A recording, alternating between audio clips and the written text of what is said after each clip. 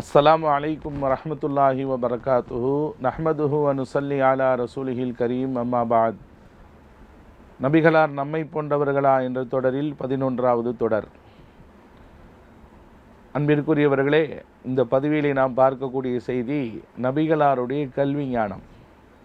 பள்ளி சென்று படித்ததில்லை, பாடம் ஏதும் கேட்டதில்லை, சொல்லித்தரும் தகுதி இந்த துனியாவில் எவருக்கும் இல்லை என்ற அந்த பாடல் வரிகளை இன்றைக்கு நாம் ஆய்வு செய்யலாம்.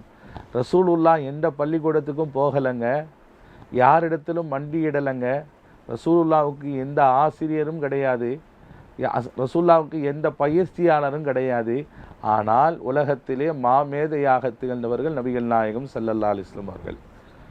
இன்றைக்கி இந்த விஷயத்தில் நமக்கு சாத்தியமா? பள்ளிக்கூடத்துக்கு போகாமல் நான் ஞானவான் என்று சொல்ல முடியுமா? சொல்ல முடியாது.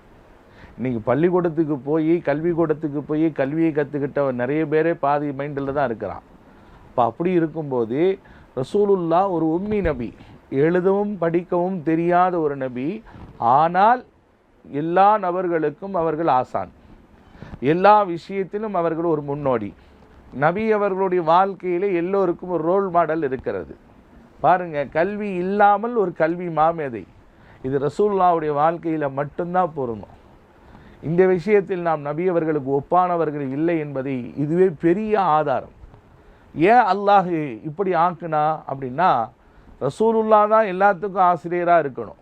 ரசூலுல்லாஹ்வுக்கு ஒருத்தர் கல்வி கற்றுக் கொடுத்தா என்ன ஆகும்? ரசூலுல்லாஹ்வுடைய சிறப்பை விட அவர் சிறப்பானவராகிடுவார் இல்லையா?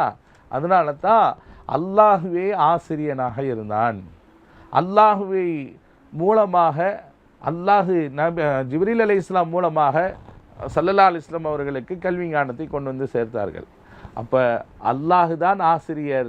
நபி அவர்களுக்கு உலகத்திலே மனித இனத்தில் யாரும் ஆசிரியர் கிடையாது. ஏனென்றால் அல்லாஹுடைய நாட்டம் நபிக்கு கீழே தான் எல்லாருமே இருக்கணும். அதனால தான் என்னமோ நபி இந்த உலகத்தில் பிறக்கிறதுக்கு முன்னாடியே வஃபாத் ஆயிட்டாங்க.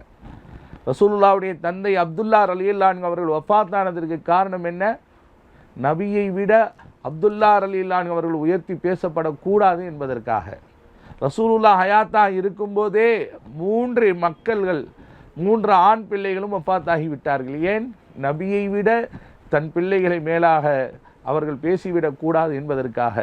இப்படி நபியை விட முந்தி யாரும் வந்துவிடக்கூடாது என்பது அல்லாஹுடைய நாட்டத்தை கொண்டு அல்லாஹ் இந்த நபியின் மூலமாகத்தான் உலகம் பயன்பெற வேண்டும் ஒழிய இந்த உலக மக்கத்தின் மூலமாக நபி அவர்கள் பயன் என்பது கிடையாது, அகராதியிலே இருக்கக்கூடாது என்பதுதான் அல்லாஹு தஆலா உம்மி நபியாக ஆக்கி வைத்து எல்லா கல்வி ஞானத்தையும் நபி அவர்களுக்கு நிரப்பமாக கொடுத்தான். உம்மி நபி என்று நபி அவர்களுக்கு ஒரு பெயர். உம்மி என்றால் எழுதவோ படிக்கவோ தெரியாதவர். ஆனால் அந்த எழுத படிக்க தெரியாத அந்த ஞானத்தையும் தாண்டி நபி அவர்களுக்கு அல்லாஹ் ஹிக்மத்தை வழங்கினான். எதிர்காலத்தில் என்ன நடக்கும், கியாமத்து நாளுடைய சமீபத்தில் என்ன நடக்கும், கியாமத்து நாளையில் என்ன நடக்கும், கபூரில் என்ன நடக்கும், அல்லாஹு அக்பர். இன்றைக்கு படித்த விஞ்ஞானிகள் முதற்கொண்டும் சொல்ல முடியாத, தெரிந்து கொள்ள முடியாத விஷயங்களை எல்லாம் ஸல்லல்லாஹு அலைஹி வஸல்லம் அவர்கள் அறிவித்து கொடுத்தாங்க இல்லையா? எவ்வளோ ஹதீஸ்களில் நம்ம பார்க்குறோம், எவ்வளோ செய்திகளை நம்ம கேட்குறோம். கியாமத்து நாளுடைய சமீபத்தில் இது நடக்கும் நாங்கள் ரசூலுல்லாஹ் நடக்குதா இல்லையா? இப்படியெல்லாம் மக்களுடைய மத்தியில் பல விஷயங்கள் பரவும் என்று எவ்வளோ அடையாளம் காட்டினாங்க. இப்போ அதெல்லாம் கண்கூடாக பார்த்துக்கிட்டு இருக்கோம். ஒரு டெக்னாலஜி இல்லாத, ஒரு சயின்டிஸ்ட் இல்லாத, ஒரு கருவிகள் இல்லாத அந்த காலகட்டத்திலே அறிவியலை பற்றி நபி அவர்கள் பேசியிருக்கிறார்கள் என்றால் அல்லாஹ் அவர்களுக்கு எவ்வளோ ஹிக்மத்தை வழங்கியிருப்பான். அருமையானவர்களே, இதுதான் நபி அவர்களுடைய தனித்தன்மையிலே ஒன்று.